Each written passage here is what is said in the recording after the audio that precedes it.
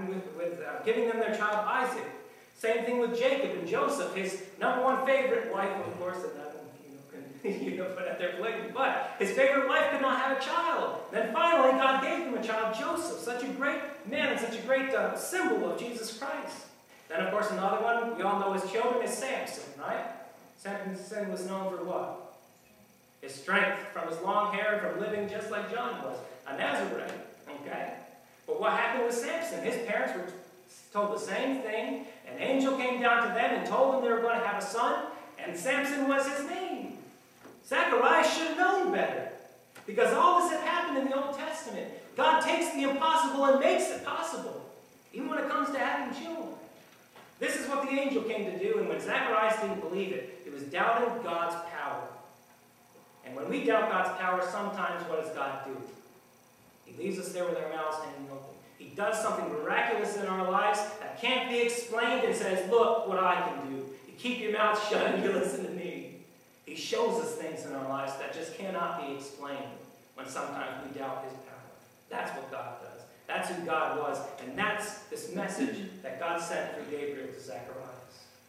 So do not fear, the angel of the Lord is here. And I hope you get something from this all this month as we look at the messages of these angels bringing them to people. Do not fear, the angel of the Lord is here. First, to bring a proclamation of answered prayer. Zacharias had been praying for his son. That was answered. Zacharias had been praying for the people. That was answered. John was going to pave the way for the Messiah. Secondly, to bring a message about a messenger. Who was John going to be? First, he was going to be called the grace of God. He was going to be a special man, well looked upon by God. And secondly, he was going to be called the gate for grace. He was going to pave the way for Jesus Christ to come through and to give us his grace. And thirdly, do not fear, the angel of the Lord is here, to dumbfound doubters. When we doubt God's power, first, those who doubt God's messenger, you doubt what God says in the Bible, God's going to shut you up and show you that he's telling the truth. And secondly, those who doubt God's power.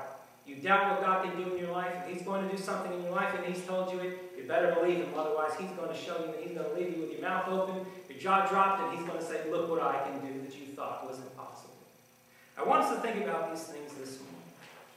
About this message, and of course about John the Baptist. And like I said, I don't want to put him above Jesus because he was not. And even he would say the same thing today if he was here. But he was a good man, and it was a good message of the gospel. But you know what? All of us are called to be like John the Baptist. To prepare the way for people, to lead people to Jesus Christ. To show them that they can have salvation through the Messiah that came this Christmas season. So at this time of invitation, that's what we're going to do this morning. Why don't you come and you pray before the Lord and ask the Lord to help you to be a better messenger for the Lord Jesus Christ. To help you to live a more clean, good Christian life so you can show the people of the world the way to Jesus Christ, just as John did. Maybe tell them about Jesus Christ this Christmas season. People need to know why we even celebrate it. It's getting lost in all the junk that's around us in the world.